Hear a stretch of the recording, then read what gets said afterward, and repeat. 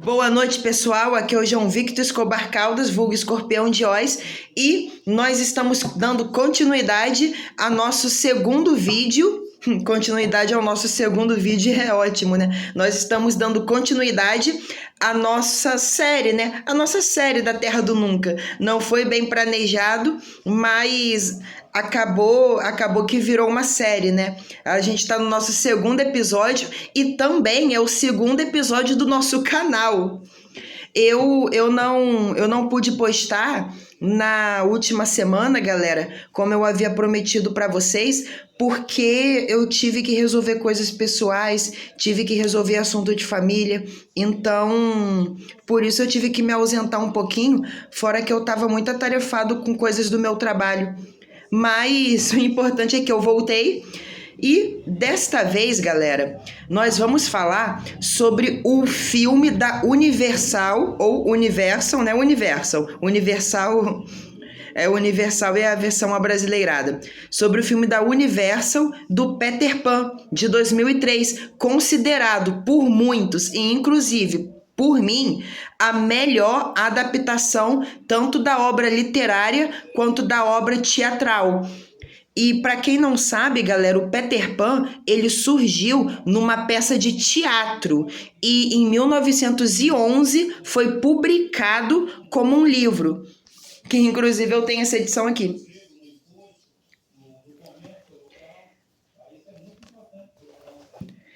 E desde então, incontáveis adaptações têm sido feitas. A mais famosa, né, sem dúvida, é a tão emblemática, tão icônica adaptação feita pela Disney, né? Os dois filmes da Disney, os dois desenhos da Disney, Peter Pan e Peter Pan 2, De Volta à Terra do Nunca. E basicamente, galera, o Peter Pan tem muitas outras adaptações além dos desenhos da Disney. Os desenhos da Disney foram responsáveis e fizeram isso de maneira brilhante, diga-se de passagem, embora o segundo filme eu não goste, mas isso é história para outro vídeo. Eles tiveram um papel brilhante em divulgar, apresentar e colocar no imaginário dos seres humanos desse mundo, né? O que é o Peter Pan, a essência do Peter Pan, a magia da Terra do Nunca. No entanto, teve muitas outras adaptações. Teve a que eu vou falar hoje, que é a Peter Pan 2003. Teve a adaptação, né, cinematográfica, que teve o brilhante e o espetacular, o eterno Wolverine, o Hugh Jackman, como Barba Negra. Eles botam o Capitão Gancho jovem, amigo do Peter Pan, fazem uma versão, entre aspas, mais real do Peter, embora eu não concorde que seja, que de Peter Pan real não tem nada, né, gente? É uma história sobre um garoto que vive numa ilha flutuante no meio do espaço que nunca envelhece, rodeada por fadas e incontáveis outras criaturas mágicas, e consegue voar e levar crianças para essa terra mágica. Não tem realismo. E é isso que torna as histórias tão mágicas, né, galera? É isso. Teve o filme feito pelo espetacular diretor Steven Spielberg. Para quem não conhece ele nada mais nada menos é o diretor de Volta para o Futuro e do incrível Tubarão e do filme ET. Ele dirigiu, né, e produziu o filme Hulk. Meu inglês é péssimo. Gancho, A Volta do Capitão Gancho. Eu não vou tentar falar esse nome, em inglês não é o meu forte. A Volta do Capitão Gancho, em que eles explicam que, basicamente, o Peter Pan, ele decide crescer. Ele se torna um adulto, ele se torna o oposto do que ele era quando era uma eterna criança. No entanto, o tempo não passa para o Capitão Gancho, que decidiu ficar na Terra do Nunca. E em busca da última batalha, do último confronto com seu inimigo, ele sequestra os filhos do Peter Pan e o Peter Pan precisa voltar para a Terra do Nunca. Ele precisa reaprender a voar, ele precisa se tornar novamente o líder dos meninos perdidos. E é muito legal, é muito legal. É uma história simples comparado às outras histórias, ao filme de 2003, mas eu acho a ambientação da Terra do Nunca espetacular. A interpretação que dão para os meninos perdidos, para mim, são os melhores meninos perdidos, assim, da história, entendeu? Melhores até do que não, o livro. O livro é ainda melhor, porque o livro dá uma personalidade muito mais aprofundada aos meninos perdidos. Embora tenha os meninos perdidos desse filme do Spielberg, é muito vívido, tudo é muito colorido. Os meninos realmente são muito mais animados, mais alegres, entendeu? Até porque pelo fato de ser um filme, entendeu? De ser algo cinematográfico com movimento.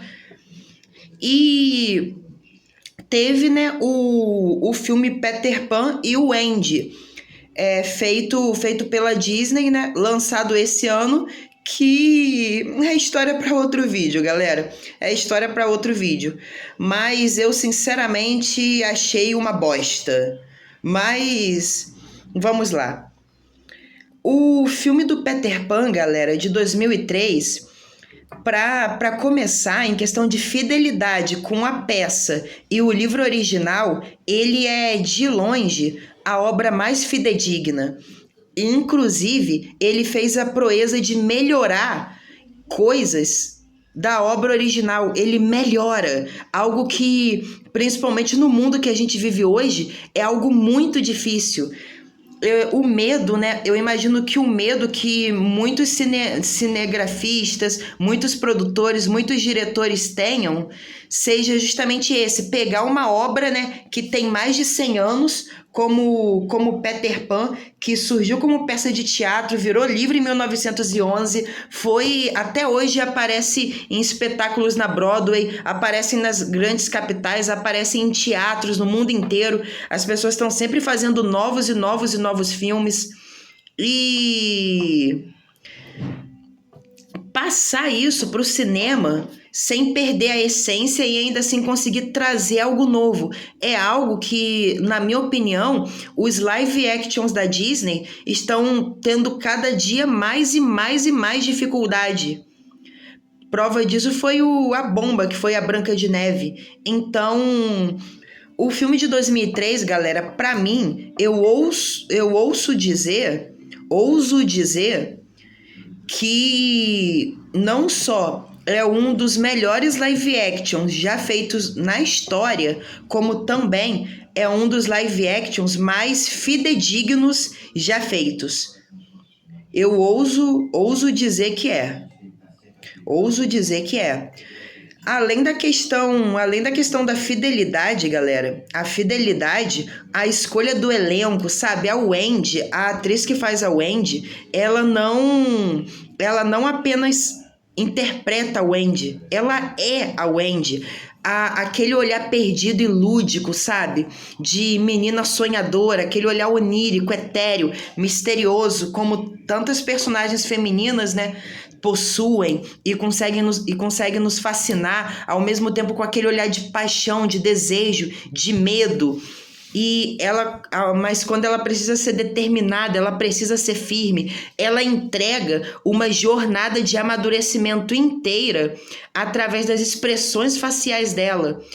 A escolha dos irmãos dela também, o ator que faz o João, o ator que faz o Miguel, espetaculares, né?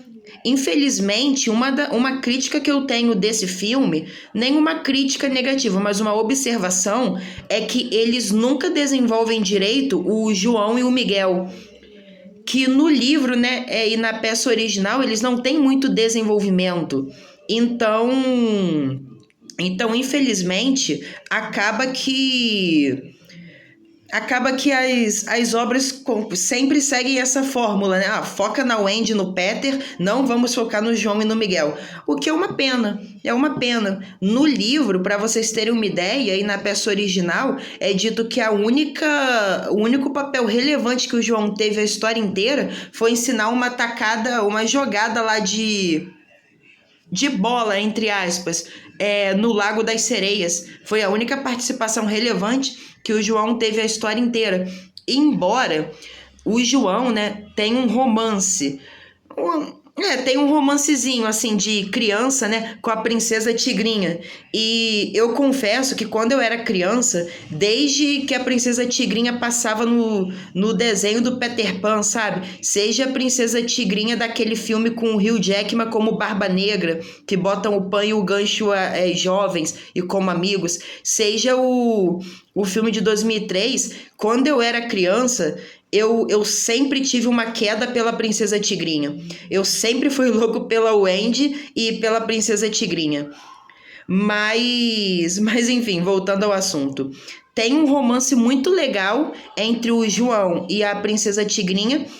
E uma curiosidade incrível que quando eu pesquisei para fazer esse vídeo para vocês, que eu descobri e eu achei muito legal, é que a Princesa Tigrinha do filme de 2003, ela é uma atriz indígena. Tem uma cena que ela xinga o Capitão Gancho e até cospe no pé dele. Ela fala esse xingamento inteirinho na linguagem indígena Comanche.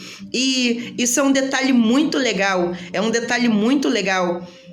É muito legal quando realmente você pega atores, né, que interpretam personagens de um determinado povo ou nação que não tem tanta representatividade, e você realmente coloca atores que pertencem a esse povo, sabe? Muda completamente a aparência, muda completamente o comportamento. Ninguém melhor do que alguém do próprio povo que o personagem pertence para entender como esse personagem se comporta. Isso é muito legal.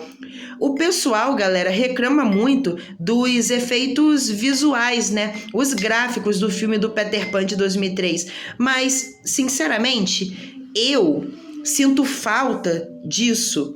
A gente hoje vive num mundo em que ou os efeitos especiais são espetaculares, são uma coisa tipo Vingadores Ultimato, Avatar Guerra Infinita, Vingadores Ultimato, Guerra Infinita, Guardiões da Galáxia Volume 3, Avatar 2.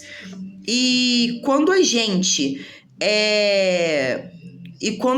vê um efeito especial que é bom, eu sinto que tem muito, eu vou chamar de efeitos práticos. A ambientação da Terra do Nunca, a vegetação exuberante, as flores, você percebe que é uma mistura de computação gráfica com um cenário, quase que um cenário de teatro. É um cenário de teatro, a floresta da Terra do Nunca, a árvore do Nunca, que é onde o Peter mais os meninos perdidos, a Wendy, o João e o Miguel formam a base deles, moram lá. Você percebe que é um cenário artificial. Entretanto, é algo que estimula muito a nossa imaginação. Eu vejo uma beleza muito difícil de definir em cenários assim, sabe? Repletos de efeitos práticos. Você percebe alguns lugares que são fundo verde, que são computação gráfica, e tá um pouco datado, mas é aquela computação gráfica que, se você fizer uma força, você ainda acredita que aquilo é real. E fora que às vezes a computação gráfica, não sendo tão boa, dá um contraste necessário com a realidade do cenário do filme, porque é a Terra do Nunca, é um lugar em que o sonho e a realidade são uma coisa só, em que o sonho e a realidade se fundem. Então eu sei que pode parecer viagem minha, ou eu tentando defender o filme à toa, mas a sensação que eu tenho é que o filme envelhecer desse jeito fez muito bem para ele, porque é como se ele estivesse gritando a todo momento o lúdico, sabe? O onírico, o contraste entre realidade e ficção, e que ambos se fundem e ficam numa caótica sintonia, sabe?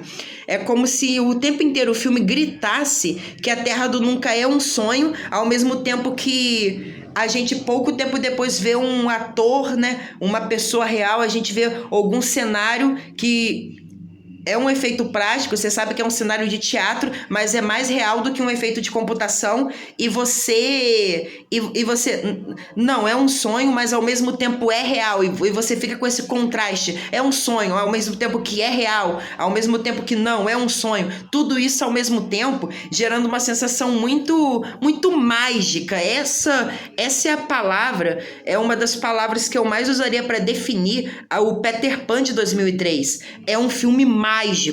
A alma da Terra do Nunca tá lá, sabe? Vocês querem ver uma coisa? No livro e na peça é dito, né, que o Peter Pan, a gente entende que o Peter Pan, ele não é apenas o cara que vive na Terra do Nunca, ele não é apenas o rei da Terra do Nunca, ele é a personificação da Terra do Nunca. Então, é legal que eles não tiveram medo de imitar o que tá no livro, sabe? Algo que a Marvel fez perfeitamente. A Marvel entendeu que a gente quer ver fantasia, a gente quer ver magia, a gente quer ver psicodelia. Então, tipo assim, os Guardiões da Galáxia, principalmente o Guardiões da Galáxia Volume 2, eles já começam enfrentando um polvo alienígena que vomita arco-íris, entendeu?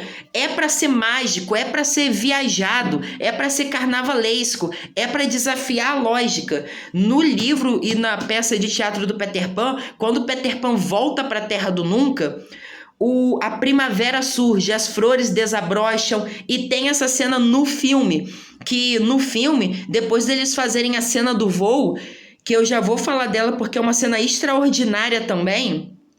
Ele chega na Terra do Nunca, o sol começa a brilhar mais forte, a Terra do Nunca, que estava coberta de neve, a neve começa a derreter, o gelo que estava bloqueando, impedindo o navio do Capitão Gancho de se locomover, que o navio do Capitão Gancho precisa de água, e a água estava inteiramente congelada, né? Aí quando o gelo começa a derreter, o Sr. Smith, ele acorda o Gancho, aí o Gancho: "Por que me acordou, Smith?"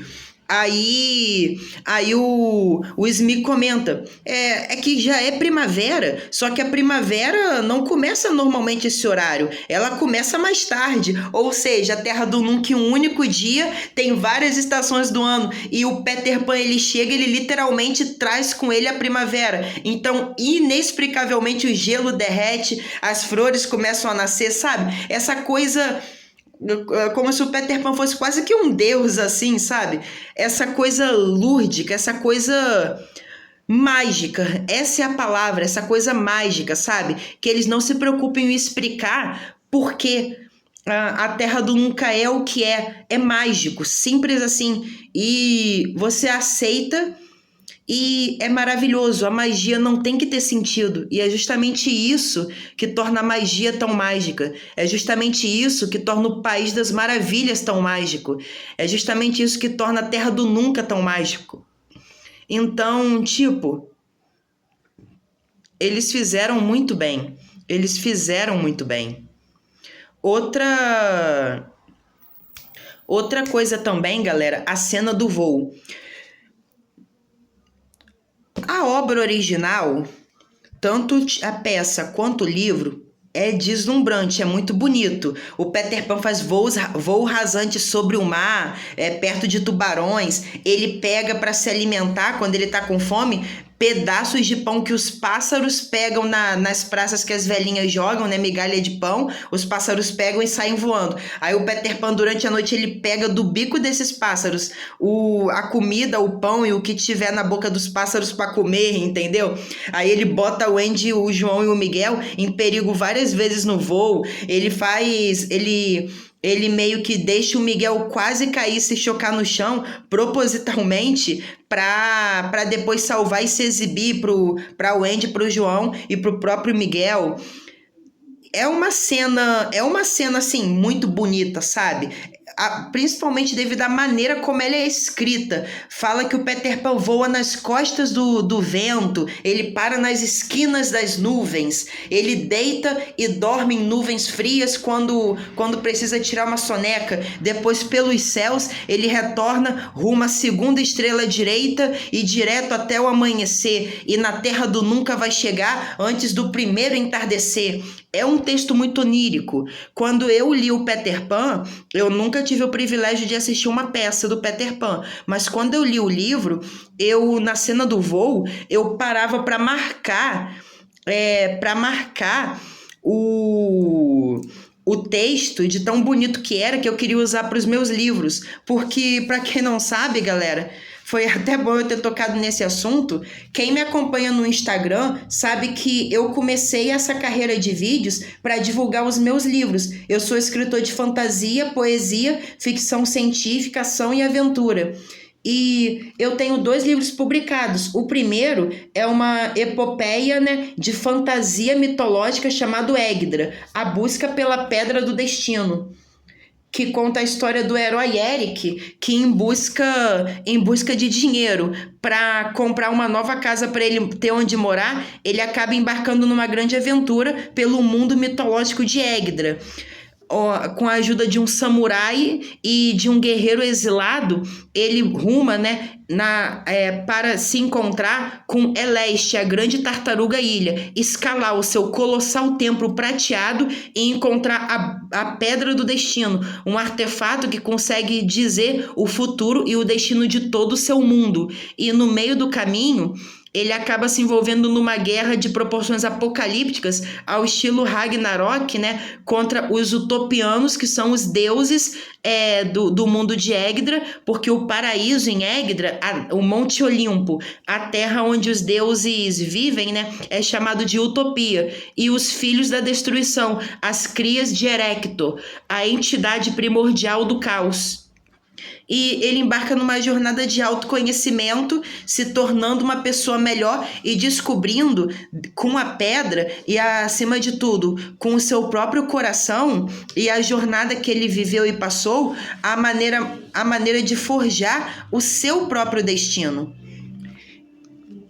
E esse é o Eternidade, uma antologia de poesias, que eu também sou poeta, e tudo que eu escrevi dos meus 15 anos até os meus 20 e pouco, sejam viagens que eu fiz pelo Brasil, sejam as pessoas que eu conheci, as amizades que eu tive, romances que eu tive na adolescência, a natureza, reflexões filosóficas sobre o que é o mar, o que é o ser humano, o que é contar histórias. Tudo que eu escrevi, assim, a minha alma tá nesse livro de poesias, o Eternidade. E voltando ao assunto, galera, eu muitas vezes voltava e marcava com um lápis, com uma caneta, com um marca-texto, o texto do livro, porque ele é muito bonito, ele é muito poético. A cena do Peter Pan voando é muito bonita, embora eu reconheça que muitos filmes fizeram melhor do que a cena do livro, porque botaram ainda mais magia, mas nenhum colocou mais magia e mais loucura do que o Peter Pan de 2003 no que diz respeito à cena do voo. Outro ponto positivíssimo para o filme, se é que essa palavra existe. Essa cena do voo, galera, quando o Peter Pan tá voando super, hiper, mega rápido, eles já estão no céu o maior tempão, brincando nas nuvens, aí o Peter Pan, ele se esquece do nome do João. E isso é uma referência ao livro, porque no livro e na peça, o Peter Pan, por ser imortal, dentre outras coisas, né, que o Peter Pan, na obra original, é um tremendo psicopata, ele se esquece das pessoas. Tanto que na obra original ele se esquece até que matou o Capitão Gancho. Sim, ele mata o Capitão Gancho. E ele mata. Quando a Sininho morre, ele acaba depois de um tempo se esquecendo da Sininho e até mesmo da Wendy. Então, isso foi uma referência ao livro do Peter Pan. ao livro e à peça. Isso dele se esquecer das coisas. E depois que ele se lembra de quem é o João, ele chega pro João e fala: João, segura no meu pé. Aí o João se segura no pé dele e ele voa super, hiper, mega rápido. Meio que abre um buraco de minhoca na realidade. E quando você vai ver, eles estão voando no espaço sideral com um montão de planeta. Tem um montão de planeta com anel, parecendo Saturno. Tem outro parecendo Júpiter. Tem um montão de outros planetas lá que eu nunca nem vi. E depois disso, né, eles chegam lá na Terra do Nunca, que é uma clara referência à Terra do Nunca na Disney. Dá pra ver direitinho os arco-írisinhos, bem rapidinho, mas dá pra ver aqueles arco-íris que no desenho ficam em cima da Terra do Nunca, sabe? Em cima da ilha.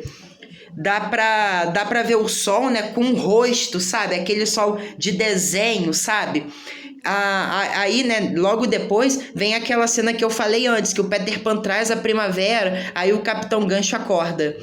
Que o Capitão Gancho estava dormindo, né? Porque isso também acontece no livro. Os piratas, os índios, eles só ficam ativos mesmo quando Peter Pan está na ilha. Isso também é uma outra referência ao livro genial. Outra coisa também, galera, espetacular, é a quantidade de referências que o filme traz né, traz do livro e da peça. Por exemplo, tem a icônica cena que o Peter Pan tá lutando com o Gancho na caverna do Homem Morto, aquela caverna com rosto de caveira, sabe? E o Gancho fala: finalmente, Pan, é o seu fim. Aí o Peter Pan fala: morrer vai ser uma grande aventura. Tem isso no livro e na peça. Tem isso no livro e na peça. É aquilo, eu acredito, galera, o pessoal fala: é muito teatral os cenários, dá pra ver que a computação gráfica envelheceu mal, dá pra ver que são efeitos práticos, dá pra ver que é um cenário de teatro. Mas eu acho que a graça desse filme, o charme desse filme e os filmes dos anos 90 como um todo é ter esse pé na realidade, porque você sabe que é um efeito prático, é um cenário de teatro, muitas vezes é um animatronic, ao mesmo tempo que estimula a sua imaginação para você meio que preencher as lacunas, preencher as coisas falsas com a sua imaginação, preencher as lacunas com o que vem da sua cabeça. E você, ao mesmo tempo que está vendo uma coisa do filme, você complementa essa coisa, esse personagem, esse cenário com a sua imaginação. É isso que eu acho que falta nos filmes de hoje, sabe? É isso que eu acho, não, que eu tenho certeza, modéstia à parte. E, gente, uma outra curiosidade. O Capitão Gancho do filme, não só pela atuação do ator, que inclusive é o mesmo ator que faz o pai da Wendy desse filme, não só pela interpretação do ator, mas também pela simbologia do que o Gancho, do que o pai da Wendy representam nesse filme. É o melhor Capitão Gancho no cinema, sabe? Pra mim é o melhor Capitão Gancho no cinema, é o melhor Capitão Gancho dos filmes do Peter Pan, é o melhor Capitão Gancho que já apareceu numa tela de cinema. Eu acho ele espetacular, espetacular, espetacular, espetacular. Ele é inimigo do Pan, então ele é cruel com o Peter Pan, ele é sádico, ele é traiçoeiro, ele é maldoso, ele tem uma certa acidez, um certo deboche, mas uma certa melancolia, ao mesmo tempo um tom de sabedoria, um olhar carregado, sabe? Uma melancolia e uma sabedoria e uma malícia muito presente no olhar dele. Ele entrega isso tudo com aquele olhar, aqueles olhos cinzentos e frios, sabe? Tanto que o filme, em muitos momentos, dá um close nos olhos dele. Ele dá esse close nos olhos dele justamente pra gente sentir, sabe? Quando você olha pra ele, você sente o olhar dos adultos, não de todos os adultos, mas aqueles adultos melancólicos que passaram por muita coisa, que perderam a esperança, que muitas vezes são pessoas de má índole, sabe?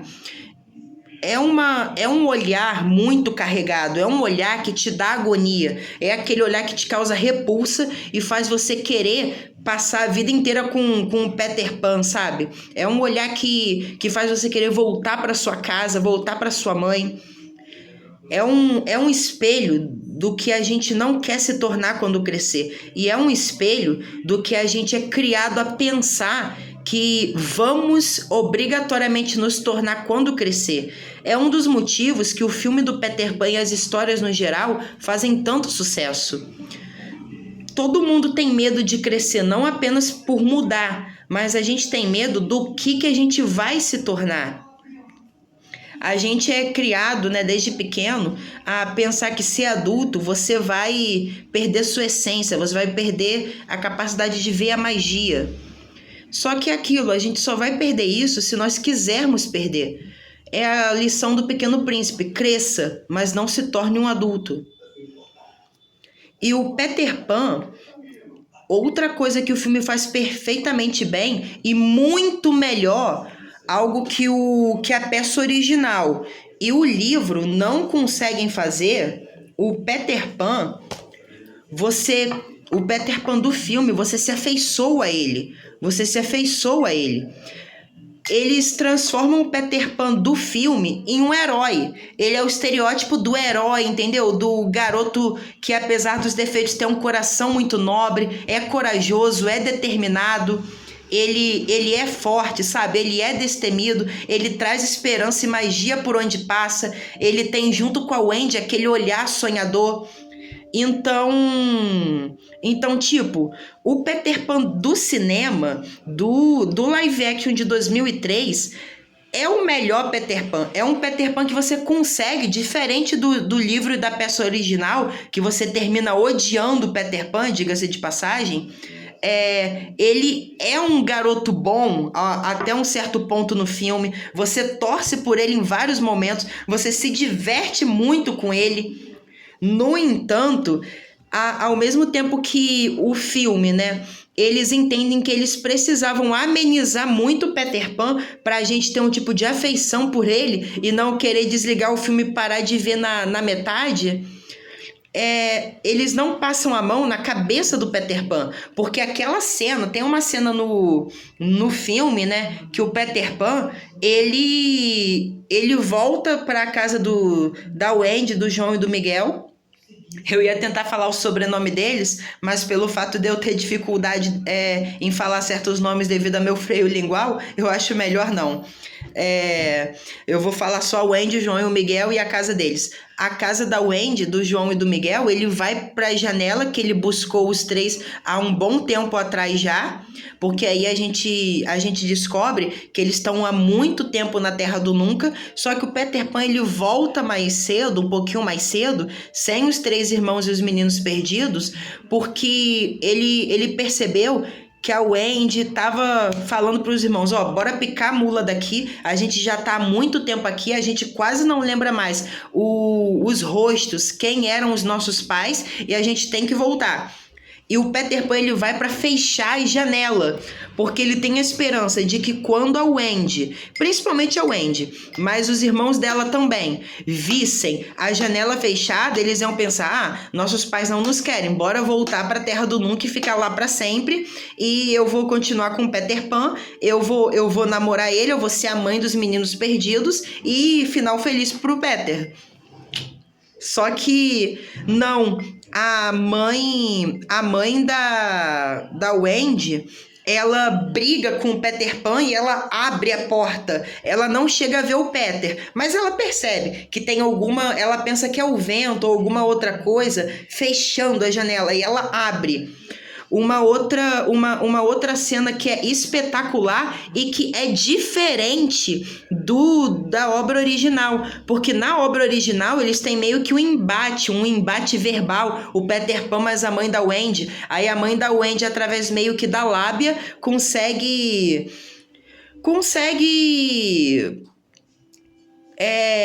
cativar, pode-se dizer assim, cativar o Peter Pan, que no original o Peter Pan tem cerca de 9 anos, tem um corpo de um menino de 9 anos.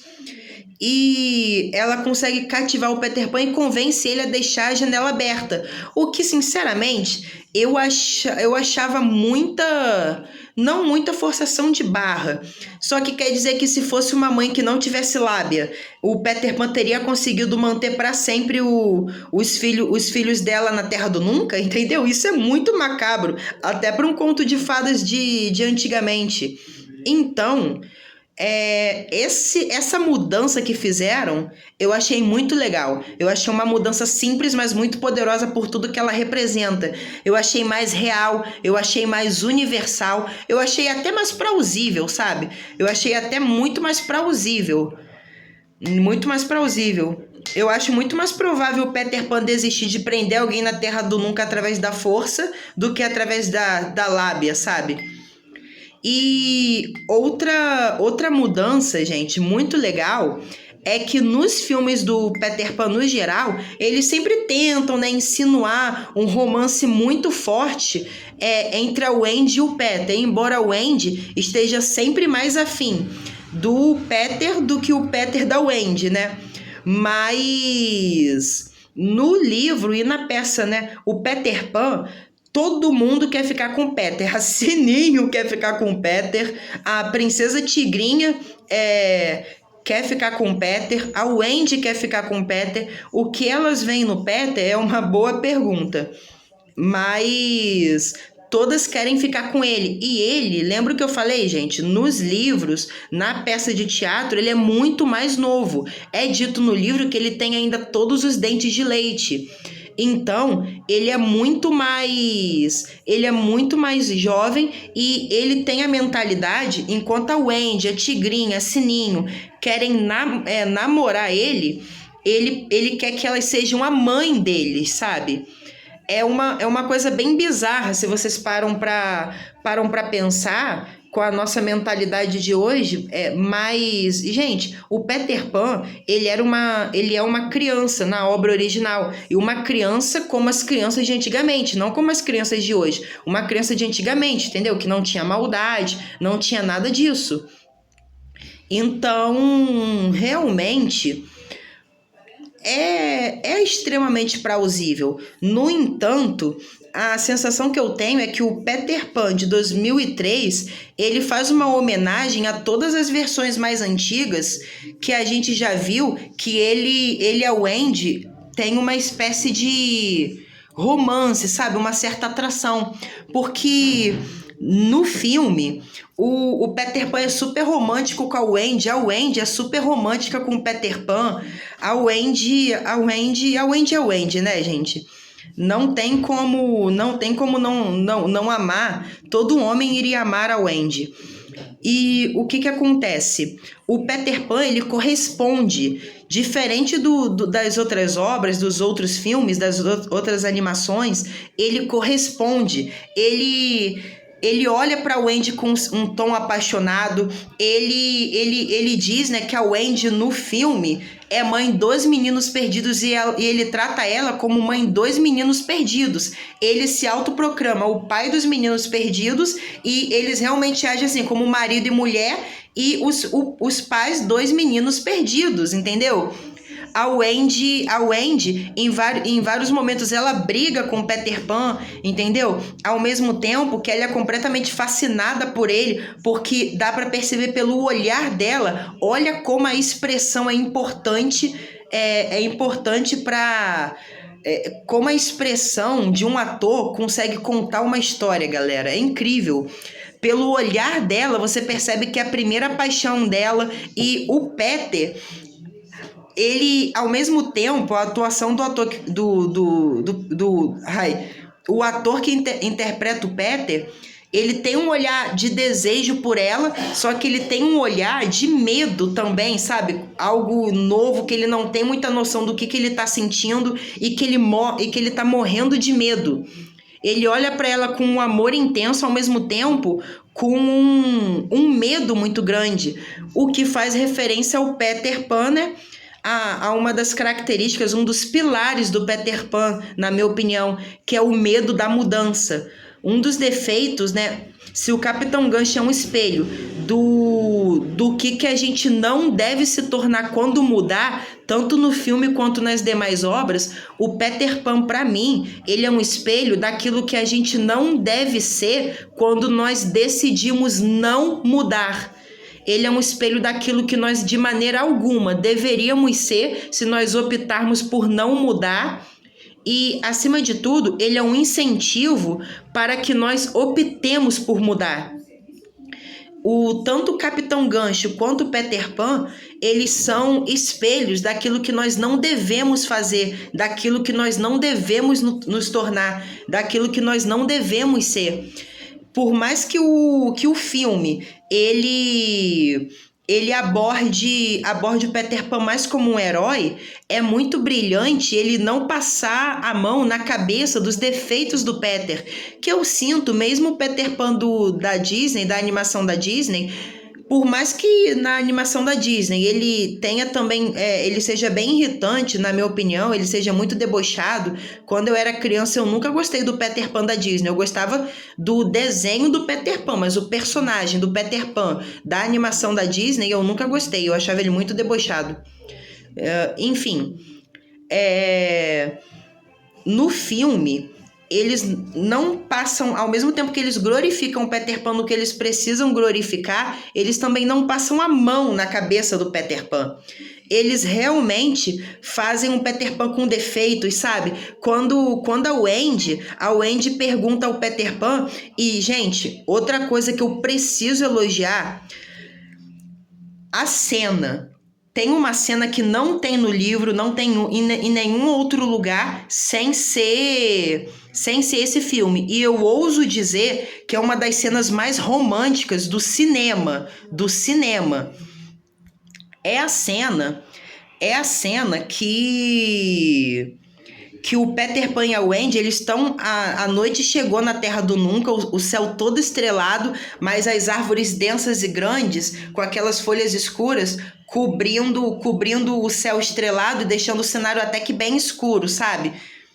E tudo é iluminado só por algumas fadinhas, e dentro de uma área subterrânea, a Wendy mais o Peter Pan, eles começam a observar uma luz muito forte vindo de lá. Aí eles veem que é um baile de fadas, e um fada homem e uma fada mulher, eles estão dançando de maneira toda romântica, apaixonada, e todas as fadinhas em volta estão vendo. E aí a Wendy, né, e o Peter Pan começam a dançar, a Wendy se joga com os braços abertos no vazio e começa a voar, e o Peter Pan começa a voar, e eles dançam de maneira romântica. É um nível de romantismo a nível de Rose e Titanic.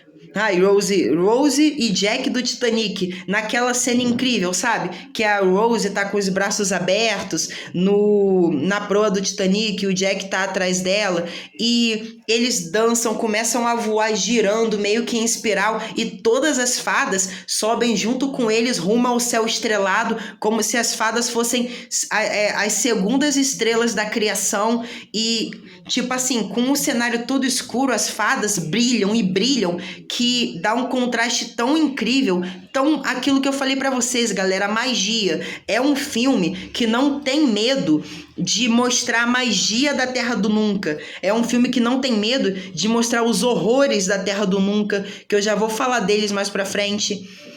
E, gente, aí, né, a Wendy, ela pergunta ao Peter Pan. Ela não fala dessa maneira direta que nem eu vou falar, mas ela conversa com ele, e assim, ela meio que pergunta se o Peter Pan ama ela, se ele tem sentimentos, se ele sente amor. Aí ele fala que só de ouvir a palavra amor me enoja, me dá agonia, alguma coisa assim que ele fala.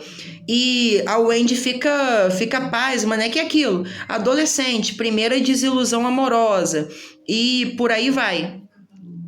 E com isso, galera, com isso, ocorre do Peter Pan, né, mais a Wendy brigarem, e o Peter Pan é super escroto com ela, ele deixa ela sozinha lá naquele lugar das fadas, e é coincidência também que devido à briga, todas as fadas também vão embora, sabe? Parece que devido à briga do Peter com a Wendy, todas as fadas também vão embora. O filme meio que pega essa característica de que na obra original o Peter Pan é a Terra do Nunca, então quando ele tá, a Terra do Nunca tá desperta. Quando ele não tá, a Terra do Nunca tá dormindo, os piratas, os índios, os meninos perdidos estão desanimados, tá tudo frio. Quando ele tá bravo, tem tempestade. Quando ele tá apaixonado, aparece um montão de fada. Quando ele briga com o Andy, as fadas vão embora. É muito legal essas referências, sabe? É uma coisa que, para quem é fã da obra original, faz toda a diferença. Quem é fã da Marvel sabe do que eu tô falando. A gente, né, vibra quando vê alguma coisa que tem nos quadrinhos. Atualmente eu não ligo mais pra Marvel, mas quando eu era adolescente, eu vibrava, sabe, com as referências. Eu ficava com meu pai. Pai, nos quadrinhos, tal personagem diz isso, aí é uma referência. Pai, nos quadrinhos, tal personagem assim, assim, assim, diferente do filme. É legal as comparações. E com isso, né, eles brigam, né? A Wendy, ela é quando ela decide voltar para terra, para nossa terra, né, para a terra de Londres. Ela decide sair da Terra do Nunca e ela e o Peter, né, estão brigados e ela ainda tenta convencer o Peter, né? Ela ainda tenta convencer o Peter de que ele ia gostar de ter uma família. E ele fala, eu não quero crescer, nem ficar preso num escritório. Eu quero continuar sendo um menino e me divertir. E meio que eles ficam brigados e eles vão, né? O Peter Pan arruma um guia, uma fada guia. Um fada, aliás, um fada homem para levar o Andy, o João e o Miguel para casa e os outros meninos perdidos também. No entanto, o Capitão Gancho, ele dá cabo na fada. E o que acontece, galera? Assim como ocorre na maioria das obras, né, e em muitos filmes, o Capitão Gancho, ele faz uma aliança com a Sininho, porque a Sininho tem muito ciúme da Wendy. Tanto que no filme, assim como na obra original, só que de uma maneira um pouquinho diferente, na obra original a Sininho tenta matar a Wendy várias e várias vezes. No filme, ela só tenta matar o Andy uma vez, sem contar a vez que ela se alia ao Gancho. A Sininho, enciumada pelo Peter Pan ter banido ela e dado preferência ao Andy, ela se alia ao Gancho e o Gancho ele acaba prendendo os meninos perdidos, sequestrando a Wendy. E acaba colocando veneno para matar o Peter. E lembrando, galera, um outro detalhe que não tem na obra original, só que eu acho espetacular que tem no filme, é o seguinte. A Wendy, ela fica brigada com o Peter Pan, e ela também, né, acaba se encontrando com o Capitão Gancho. E o Capitão Gancho, ele, ao mesmo tempo que ele representa o pai da Wendy, é como se a Terra do Nunca fosse uma viagem à psicologia da Wendy, à mente da Wendy. Tudo é uma metáfora à mente da Wendy. Tanto que tem teorias sobre esse filme que dizem que a Terra do Nunca, a viagem que ela fez, na realidade não foi real. Foi tudo uma jornada psicológica na mente dela. E é por isso que no filme é a Wendy que conta a história, entendeu? Embora eu não acredite nessa teoria. Mais pra frente eu falo o porquê. Mas ela acaba, né, se aliando ao Capitão Gancho, porque o Capitão Gancho, ele vê que a Wendy está triste com o Peter Pan ter dado um fora nela. Lembra aquela cena da dança com as fadas? O Capitão Gancho estava vendo. E o Capitão Gancho fala, você pensou que ele poderia te amar? Ele é só um menino. Ele não pode ter sentimentos maduros como amor. E o Capitão Gancho, ao mesmo tempo que ele representa, como eu já falei, o pai da Wendy, tanto que é interpretado pelo mesmo ator que faz o pai dela no Mundo de Londres, ele também simboliza a vida adulta. E assim como o Peter Pan, ele simboliza não somente as coisas ruins, da inércia, da falta de mudança, como também as coisas boas de permanecer o mesmo. O Capitão Gancho, ele não só simboliza as coisas ruins, como também as coisas boas de mudar, e inclusive as coisas boas da vida adulta. Entre as coisas boas da vida adulta, né, está você encontrar alguém que você ame, alguém que você queira, alguém que te faça feliz. E a Wendy, né, ela meio que tem uma queda pelo... Vocês de hoje falam queda, não é? Ela tem uma atração pelo Capitão Gancho.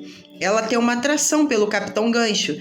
Aí ela fala, né, que ela sempre, no íntimo dela, desejou ser pirata, ela queria ser chamada de Bocaneira Jill.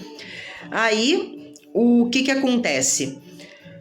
O Peter Pan, ele descobre isso através das sereias. As sereias aparecem, sereias bem assustadoras, com a pele toda escamosa, um olhar de assassinas, diga-se de passagem.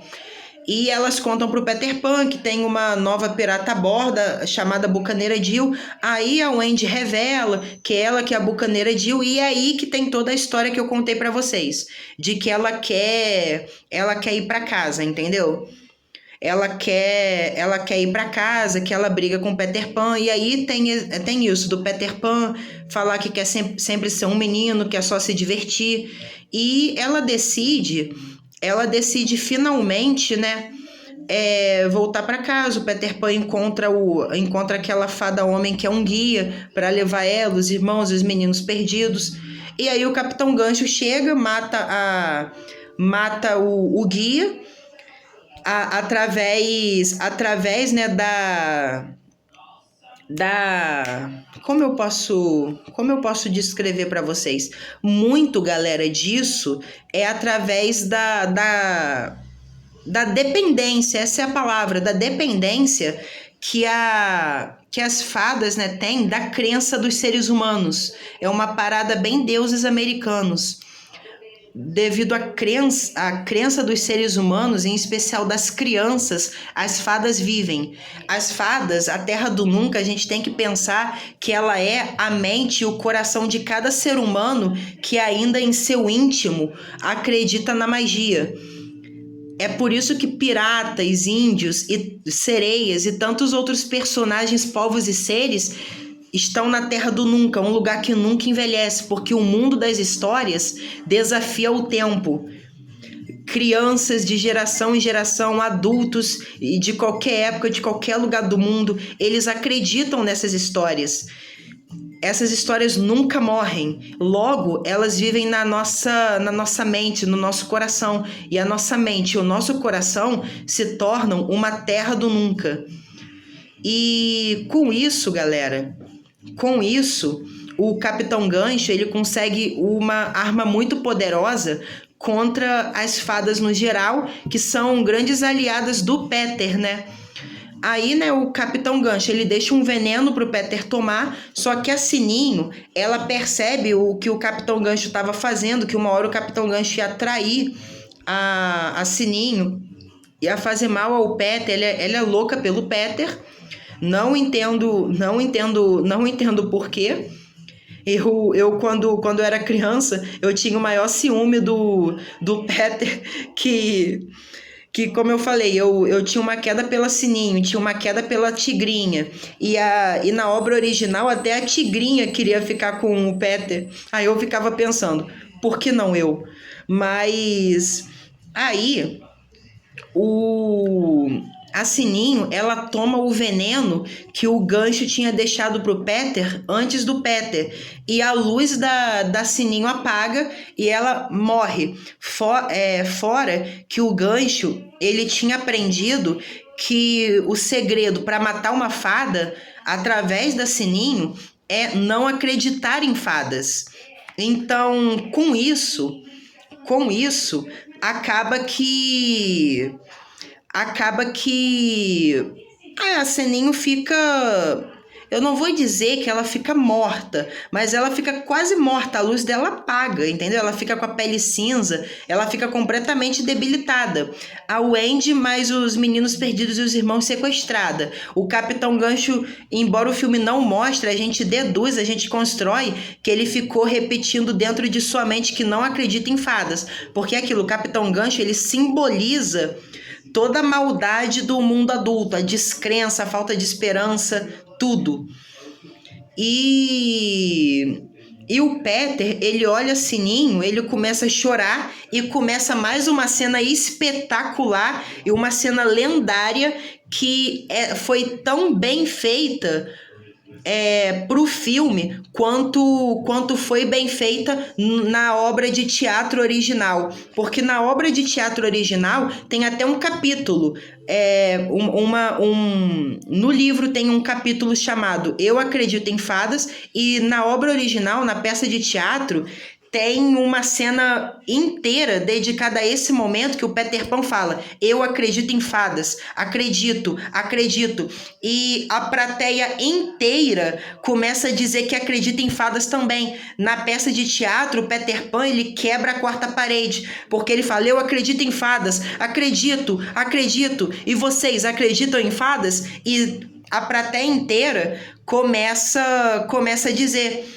Isso até hoje, sabe? Essa cena nas peças de teatro que tem o Peter Pan é indispensável ter ela, é crucial ter ela. Ela personifica o poder da crença, o poder de acreditar, mais até do que pensamentos felizes levantam você no ar, sabe? O sentimento de que você acreditar em algo transcende a morte, né? Que na realidade o que aconteceu com a Sininho foi uma sátira com...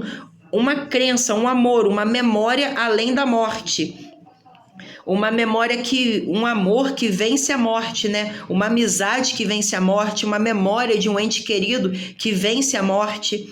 Então, foi muito legal ter essa cena no filme. E uma curiosidade, galera, que eu não falei no nosso vídeo anterior...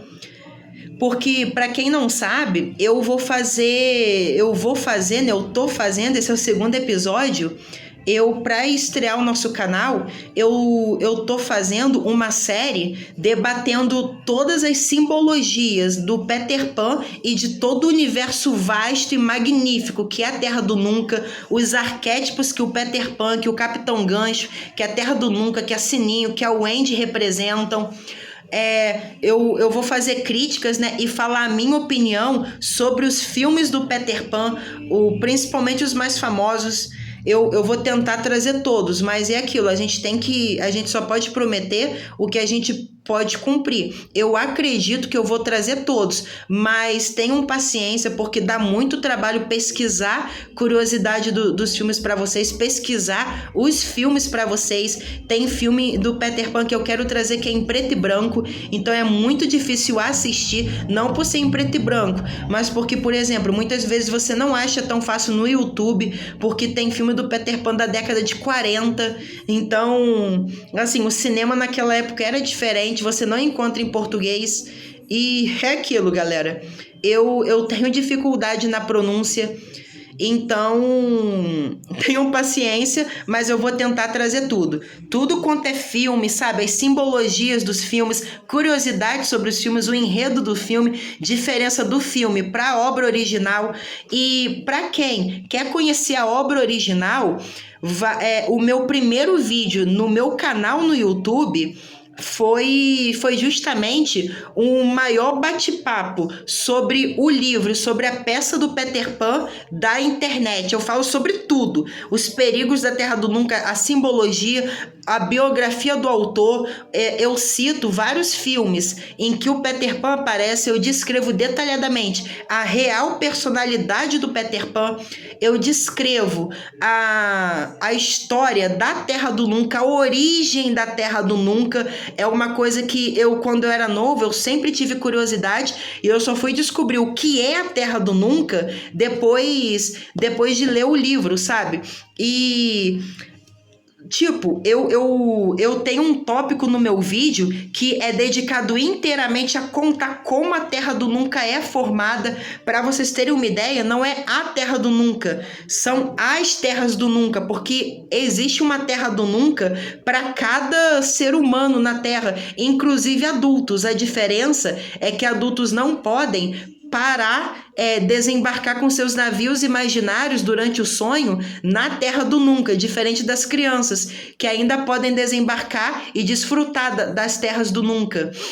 E dá a entender que a Terra do Nunca do Peter Pan, onde o Peter Pan vive, é a ilha da mente da Wendy, do João e do Miguel. A Terra do Nunca, ela altera a própria realidade dela de acordo com os desejos e os sonhos da Wendy, do João e do Miguel. Isso só é citado no iniciozinho, quando eles chegam à Terra do Nunca. Mas dá a entender que seja isso mesmo, né? Caso contrário, o autor não teria escrito. E isso é um detalhe espetacular que infelizmente não é trabalhado, infelizmente não é abordado mais adiante no livro.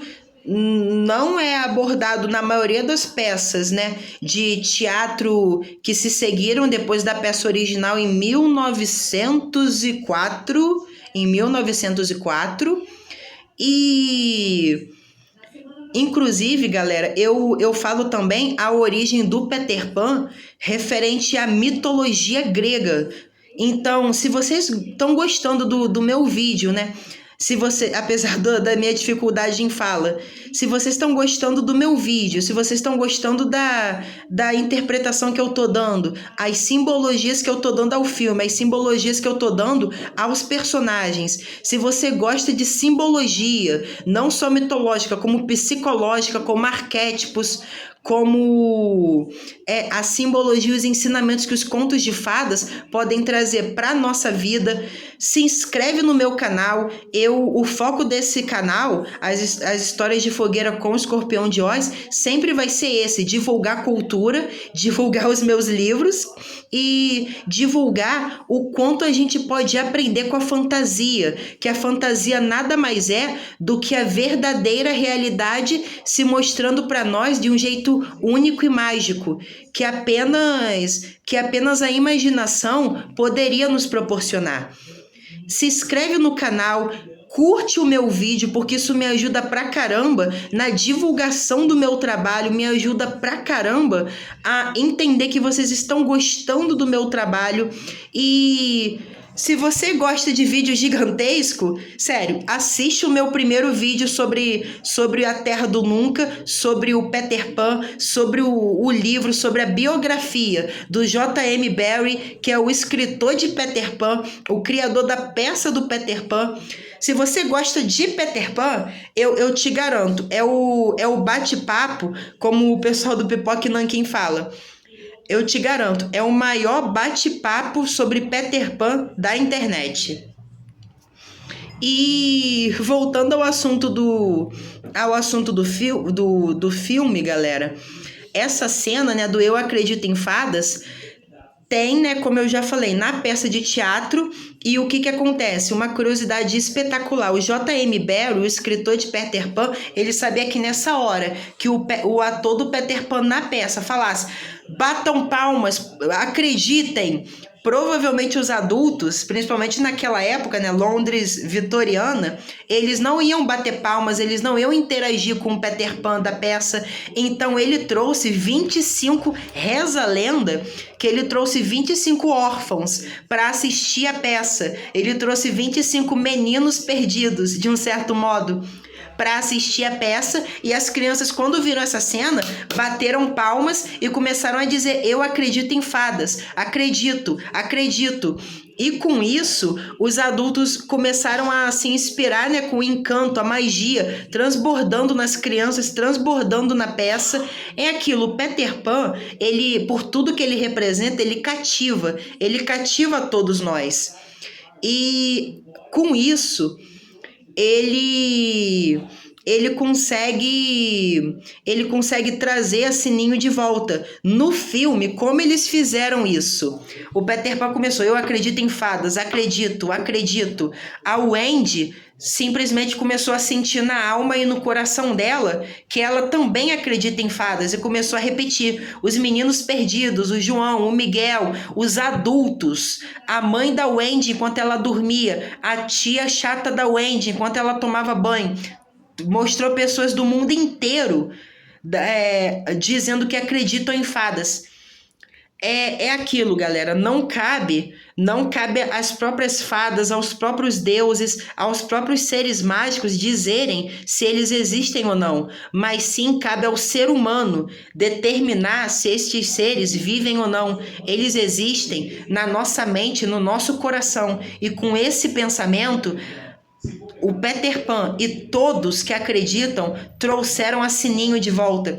E aí começa a batalha lendária, começa a icônica briga que a gente vê sempre no final de todos os filmes, do Capitão Gancho com o Peter Pan. O Capitão Gancho usa o pó mágico da Sininho para voar, ele começa a brigar com o Peter Pan, ele começa a torturar o Peter Pan falando que a Wendy logo vai trocar ele por um outro cara, esse outro cara se chama marido. Aí o Peter Pan entra em pânico e ele começa a descer, porque pensamentos negativos te colocam para baixo e os positivos te fazem voar. No entanto, né, o Peter Pan consegue se superar e tem a espetacular cena do crocodilo do Tic Tac que devora o Capitão Gancho. Outro detalhe, galera, lembra que eu falei com vocês que eu ia falar dos perigos da Terra do Nunca? Na obra original de teatro e no livro, assim, é dito que um montão de gente morre, os meninos perdidos, que é aquilo, Peter Pan na obra original, ele é todo errado. Então, tipo assim, eu nem sei se eu posso falar isso no YouTube, mas ele, por ordens dele, por ele ser um péssimo líder, um narcisista, ele acaba mandando muitos meninos perdidos para a morte. Então é por isso que na obra original e no livro, que na época em que se passa o livro e a peça original, quando a Wendy, o João e o Miguel eles chegam na Terra do Nunca, a gente descobre que só tem 7 meninos perdidos, porque os outros morreram por causa do Peter. Então tipo assim, é muito bizarro,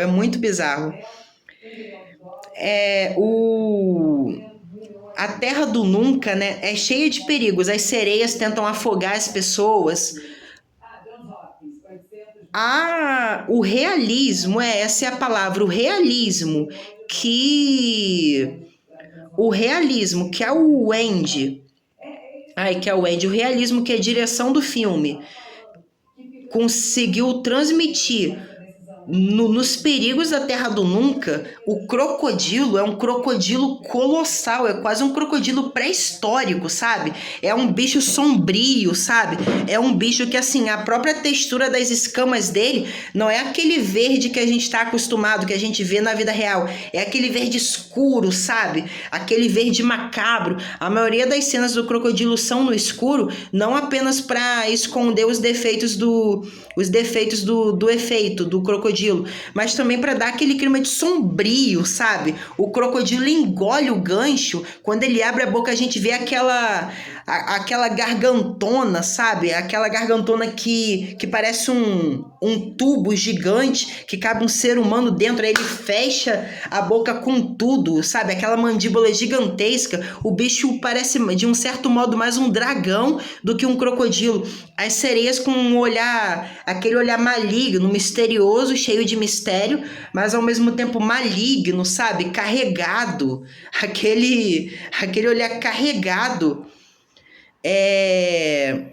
repleto de má intenção, sabe? Você nunca sabe se as sereias vão falar para você as verdades e segredos mais grandiosos e maravilhosos do mundo, ou então se elas vão te afogar ou te trair a todo momento, sabe? Embora a sensação que eu tenho quando eu vi elas foram as duas coisas. Eu senti que se você fraquejar, elas te afogam, fazem alguma coisa horrível com você e ninguém nunca mais vai te ver. Se você Se você for sábio, saber conversar com elas, elas vão ser tipo o arquétipo do velho sábio, sabe? Porque faz todo sentido, porque o mar, em muitas culturas e histórias, ele simboliza a mente humana, o inconsciente, tudo que é tangível e que conseguimos ver representado pela superfície do mar, mas também tudo aquilo que é profundo, tudo aquilo que somos incapazes de contemplar, tudo aquilo que somos incapazes de ver, o nosso inconsciente, nossas maravilhas mais ocultas, como também nossos medos e nossos males mais profundos. E as sereias, justamente por elas serem metade ser humano, metade o tangível, metade aquilo que está conectado ao sol, com aquilo que nós vemos, com o mundo material, com os pensamentos mais superficiais, metade peixe, metade profundezas, aquilo que está além, que desconhecemos, elas simbolizam muito bem o arquétipo do velho sábio, porque elas têm o melhor de tudo, o yin e o yang, o dia e a noite, o sutil e o ativo, o consciente e o inconsciente, o mundo físico e o mundo espiritual. Então, muito legal, as sereias aparecem poucas vezes, mas elas dão muito medo, é assustador. A Terra do Nunca, cara. Não, eu não tenho o que dizer. Peter Pan de 2003 é um filme incrível. Para mim, junto de Aladdin e Alice no País das Maravilhas, um dos melhores live actions já feitos. Não foi feito pela Disney. Para mim, é uma lição de vida para os live actions da Disney. Peter Pan de 2003 é foda, é espetacular. E outra... gente. E agora contando o final da história para vocês. O Peter Pan, depois que o gancho é engolido pelo crocodilo, né? O Peter Pan, ele chama todas as fadas para jogarem pó de fada no navio, que só a Sininho não ia dar conta, fazem o navio voar, e é uma cena magnífica também, com o navio brilhando, com todas as fadas brilhando em cima do navio, que dá a entender que as fadas ficaram em cima do navio, eles voltam para casa. E a Wendy, ela convence o pai dela, mas a mãe dela, a adotar todos os meninos perdidos. E eu sei que muita gente, principalmente com a mentalidade que o mundo tá hoje, acharia isso tosco. Caramba, como o cara vai arcar com as despesas? Mas eu acho que os filmes antigos, anos 90, anos 80, iniciozinho dos anos 2000, eles têm essa maravilha, sabe? Esse encanto, essa inocência, esse sentimento, essa bondade incondicional que quando a gente via quando era pequeno, influenciava até na nossa criação, sabe? Esse sentimento de se doar pelo próximo. Eu acho que no mundo que a gente vive hoje, isso nunca foi tão necessário. Então, eu gostei muito do final e a gente descobre, né, que o Peter Pan, ele tá olhando na janela. E a narradora que no filme é a Wendy, tanto que a voz é idêntica, né? E a maneira como ela conta a história, sabe? É a Wendy, gente. Vendo o filme, vocês vão perceber, é a Wendy. Por isso que tem essa teoria, que tudo na verdade foi uma história na cabeça dela para enfrentar o pai dela, que simboliza a vida adulta, o medo de crescer. O Peter Pan simboliza na Wendy e em todos nós o desejo de ter uma vida sem compromisso, uma vida de viver apenas se divertindo, o apego a tudo que nós temos na infância e junto com o apego vem o medo eterno de perder, enquanto o gancho simbolizam as forças da maldade adulta, da vida ruim que muitas vezes associamos à vida adulta, quando na verdade o que torna você um adulto ruim é a sua mentalidade. O único modo de verdadeiramente crescermos está aqui. E para isso, nós temos que equilibrar tanto o nosso Peter Pan quanto o nosso Capitão Gancho, pegando o melhor dos dois, mas nunca jamais aprendendo, se bem que não tem como aprender pegando o ruim dos dois, né? Mas sem nunca jamais, o que eu quero dizer é que a gente tem que pegar o que há de melhor no nosso Peter Pan e no nosso Capitão Gancho, Seja o pensamento não convencional, a liberdade, o ato de pensar fora dos padrões da vida adulta que a sociedade nos impõe, como o Peter Pan nos ensina, mas também sem ter medo de pegar as coisas boas que o Capitão Gancho nos ensina, como uma certa maturidade, uma certa reflexão sobre a nossa própria mortalidade, termos ciência dos perigos da vida adulta, ter uma ciência também da maldade, não para nos tornarmos malignos como o Capitão Gancho, mas para conhecermos a maldade e combatermos ela com o nosso caráter, com honra, com integridade. Nós somos donos de nossa própria terra do nunca e logo somos donos de nosso próprio Peter Pan, de nosso próprio Capitão Gancho. E cabe a nós fazermos a melhor decisão e crescermos, mudarmos, não nos tornando cadáveres vivos, não nos tornando o estereótipo do adulto morto, mas sim nos tornando pessoas sábias. É isso que a Wendy simboliza. Ela simboliza a jornada do ser humano em busca de sabedoria. Mulheres, em muitas culturas, em muitas histórias, são usadas para representar a alma e a conexão com o mundo espiritual. Não o mundo espiritual referente à religião, psicologia, psique do grego, alma, mente, alma, é tudo uma coisa só. A terra do nunca é a nossa alma. Nós somos a nossa própria Wendy. A Wendy é uma cápsula. Independentemente, tipo, eu não me refiro ao Wendy como figura feminina. Eu me refiro ao Wendy como um arquétipo, uma metáfora a homens e mulheres que estamos nós como seres humanos aqui nessa terra do nunca, em busca daquilo que realmente é eterno, em busca de mudar para realmente crescer. E a Wendy, no final da história, ela decide crescer, ela quer ter um relacionamento sério com alguém, ela quer viver outras aventuras que a Terra do Nunca não pode oferecer a ela, como ter a independência dela, ter o primeiro trabalho dela, ter uma família. Ela passa a admirar o pai e entende o que a mãe dela disse no início, quando ela disse que o pai dela é um homem corajoso, porque um pai e uma mãe abrem mão de incontáveis coisas que só eles sabem para criar uma boa família, criar bons filhos. Isso é um ato de coragem. E agora ela entende isso. E o próprio Peter Pan, quando ele assiste toda aquela felicidade, ele fala: crescer seria uma grande aventura. E é justamente a única aventura que ele para sempre vai ser excluído. Porque todos os meninos crescem, menos um.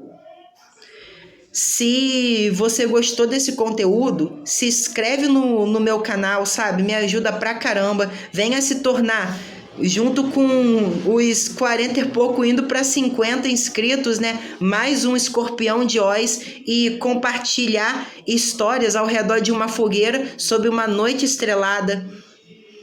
E venha conhecer Oz, a Terra do Nunca, o País das Maravilhas, a Grécia Antiga, o Duat dos deuses do Egito, os 9 céus da mitologia asteca, os espíritos antigos e ancestrais dos índios norte-americanos. Venha testemunhar o bater de asas do grande pássaro do trovão e viver muitas outras histórias ao lado do escorpião de Oz, ao redor dessa fogueira incrível que a gente está criando. Por hoje é isso e obrigado.